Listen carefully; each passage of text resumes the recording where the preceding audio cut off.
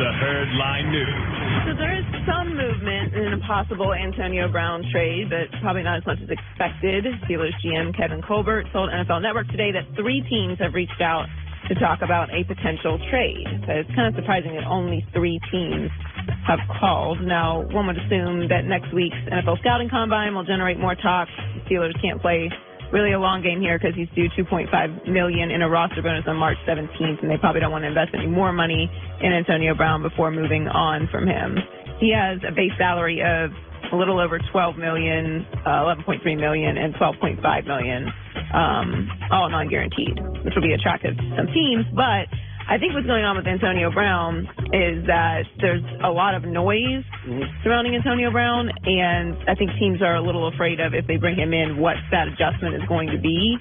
I just think that it's worth the risk, whatever that is. Well, it depends also. You have to pre-negotiate how much money he wants. I mean, he said... Right, he wants a new contract with guaranteed money. And look, is he worth more than Sammy Watkins, who I think was $16 million this year?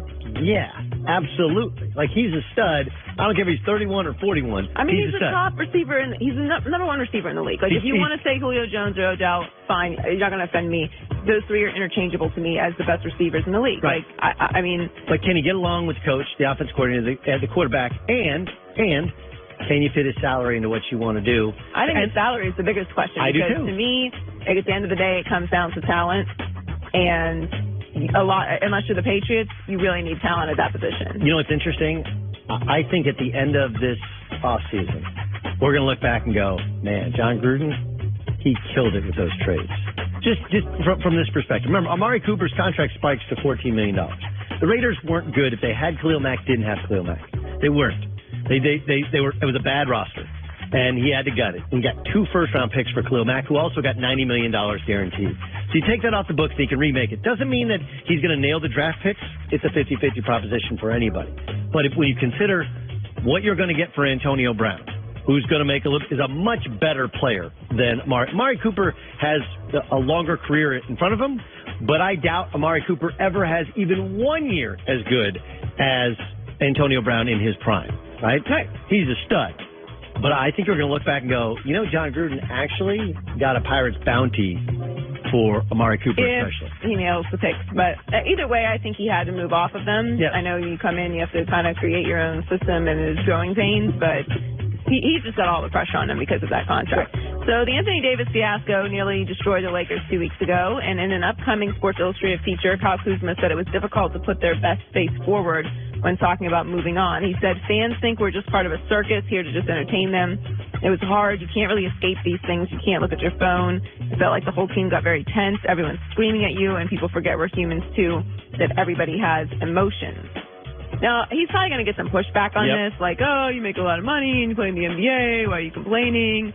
The reality is, this is his job, and every job, however much money you make or however much fame it comes with or anything else, it has stresses to it. Like, this is his job, to deal with the possibility of being moved in an instant to the other side of the country, to be around a whole new group of players and a whole new system and a whole new coach. Like, this is what he has to face. And not just him, other players on the team, too.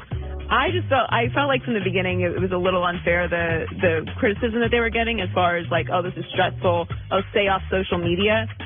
Yeah, that's fine. You can stay off social media. Let's just pretend like they delete all their accounts. They still have, 5 media meetings a day on a game day? They ask the same questions in every single city they go to. Their friends are hitting them up. Their agents are hitting them up. Their families are hitting them up. It's not just stay off social media and ignore the Twitter trolls. It's a lot more complicated than that. But this will be interesting to see how they get the chemistry back together after that. I mean, it's been quite a month for the Lakers. Fascinating. I will say this. The chants from the Indiana fans and the chants from, or was it Atlanta as well? Like, that felt more like college than pros. I actually was it trolling the Lakers? Yeah. And I don't have a problem with that. I don't either. That's other teams' fans. No, I know, but fans they're allowed to do that. Boston fans sometimes will do that, but usually Indiana fans are kind of tame. Pacer fans are kind of tame. Hawks fans are known to not show up. Obviously, LeBron in town is very, very different. Right. But I actually thought it was kind of a cool thing. It'd be interesting to see if people tweak them the rest of the season, because it did, and even by Kyle's own admission, it did affect them. I mean, how could it not? You'd have to be guys it does. You'd have to be guys, a robot. Some guys, the more you say it, the better they play. Like, oh, really? Whap, whap, whap. And some guys you don't talk trash to because when you do, they become licensed killers. Some guys don't like it. It all depends on the guy. Yeah. Well, just a few weeks ago, LeBron and the Lakers were talking about that trade, and it obviously did not happen. And now LeBron has said he has made peace with the roster that he currently has. You know, the trade deadline is over with. This is our squad. I'm happy with who we got. I love our squad, and I look forward to seeing how we continue to battle for the rest of the season. See, coming off of Kuzma's comment into LeBron's comment, that's how heartfelt, isn't it? I love our squad. I'm not going to pick apart his tone, but that's kind of what I'm alluding to. Like, how do you then just press reset and get everyone back together and on the same page? I don't know, but he's going to have to do it. I mean, I really feel like it's all on LeBron at this point. Because he is. It's also about Luke. It's also about Luke. Like, listen, Luke loses. If Luke can get this thing going and they can get, to the second round or to the conference finals. Like, look, I'm not saying it's going to happen, but if they could do that, he keeps his job. Otherwise, probably make a change this offseason. Not crazy. If they don't make the playoffs, there's going to be they'll make ton of changes. They're all gone, right? Yeah, they're all gone except for completely different look next year. But they make the playoffs. Like, I do think it is on LeBron, but it's also on Luke. Like, I thought Luke's done a better job. There are things that have been missing. I didn't agree with some of, I thought he played Lance Stevenson too much in when he had Steve Mihailuk. I thought they should have invested in him early. But Lucas, in an NBA team, it's how well do you play defensively, how hard do you play defensively, and do you take and get good shots offensively? And for the most part, they used to have good enough shooters, and then they had all these injuries, and they started kind of plugging leaks and trying to figure out how to play without LeBron while playing without Rondo, Zoe, and Kuzma. Like, it was difficult. I think he's done a good job, but I wouldn't put it solely on LeBron. A lot is on LeBron's play. But this is Luke. Hey, look, man, you want to show that you can coach. You got an NBA coach in the NBA at the top level. You got to be able to handle dysfunction. Anybody can coach these things when things are going well in the first 2 months of the season. And this is a different kind of dysfunction. Well, I wouldn't say dysfunction, but it's a different level of drama and attention when you're coaching a LeBron James team. That's not dysfunction? I wouldn't call them dysfunctional. For those 2 or 3 weeks, they were dysfunctional. They were stressed out. It was just like the best soap opera in sports history. We're arguing semantics, but we're closer to agreeing than we are to disagree. That's it is. Well, that's the news. And thanks for stopping by. The Herd Lie News. So Odell Beckham Jr. Clapped back at me on Twitter because when I was co-hosting First Things First, I said, 2 things. One, don't tell me you're a winner and only about winning when there are things that you do which lead you to believe you're not about winning. He said some of the dumbest whatever I've ever heard in my life.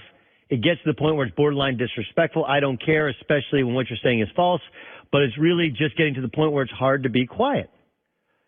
But part of my reaction is based upon what Jay Glazer offered up as it wasn't a hot take, it was a bold prediction. And since, by the way, Jay has doubled down that bold prediction. Now, if you know Jay Glazer, he obviously works here at Fox. He has so in the entirety of the run of the NFL on Fox. He knows he's different than other NFL insiders. Like, he doesn't like breaking the stories on linemen getting hurt and different trades and assistant coaches. He waits for the big news stories.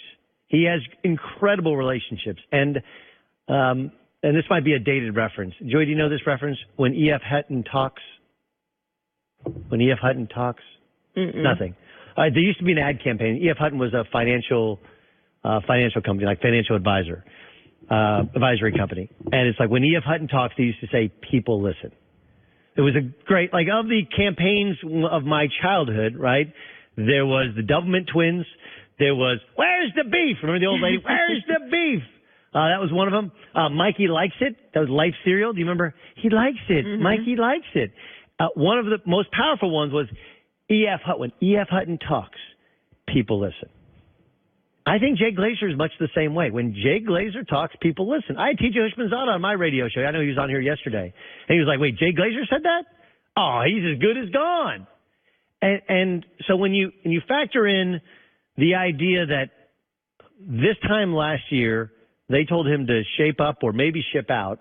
And then he had like 3 months of good behavior. They gave him a new contract. And he has the Lil Wayne interview. He has other times in which he's calling out his teammates for not playing hard. Even if it comes from a good place, a place of, hey, but it wasn't, we need to play hard. We need to practice hard. We need to be tougher. It was pointing the fingers outward. And he wasn't wrong about Eli Manning not being up to snuff. I actually agree with him. But we talked about this with the Pittsburgh Steelers. These are things you can't say, especially when you carry the burden of his past flaws with the media and ways he's acted and things he said. And then you fast forward to later in the year when they're playing better football and he bailed at an onside kick when he's on the hands team. You can tell me, hey, you shouldn't have a superstar on the hands team, but who better to be on the hands team than Odell Beckham Jr.? and look, Plaxico Burress, on First Things First yesterday, Plaxico Burress came out and he defended Odell. He's like, look, he is about winning. He does want to be a leader. And I said, okay, I'm willing to believe he wants to be a leader based upon what he says. I said, but what about not going for the football on an onside kick? How would that have been handled in your locker room? Take a listen. We would have had somebody in that team meeting room the next day on Monday morning, a veteran like, Michael Strahan or Sam Madison or one of those guys stand up in that team special teams meeting on Monday morning and say, hey, man, you got to go get that football. It doesn't matter what everybody else says because we're the guys that got to go out and play hard with each other on a day-to-day and week-to-week basis. You got to have that person on that team and just say, hey, man, you got to go get that ball. It doesn't matter what the coaches say in the press conference because we already know what play should have been made, and he should have dove in their head first and jumped on the football. It's the old idea of actions, not words, right? You can tell me you want to be a leader. You can tell me you're about winning. You can tell me you're more focused than you've ever been. And I'm not somebody who's anti like an Odell Beckham Jr. hater, but like, look, dude, you want to show me how great your hands are the entire pregame of every game. And that's all we talk about. And every kid across the country who's played football buys the sticky gloves and tries to do the OBJ catch. And then you try and do off the jugs machine, the one hand and the no looks. And it's unbelievable. But the one time you got a chance to use those hands to, if you make this play, you win the football game, your actions don't match up with your words. And Plaxico is an OBJ fan and OBJ supporter. And he points out, like, that's one that you might have gotten a code red for in the locker room, or at least called on the carpet in the locker room. And it's one of the reasons that, in spite of his immense talent, they haven't been in the playoffs, except for 1 year when they went on the boat trip. And then he didn't have a great game. So, it's not about reading the tea leaves. It's about listening to Jay Glazer. He offered up out of nowhere, bold prediction, Odell Beckham Jr. traded. Does it make sense? Would I bail on OBJ?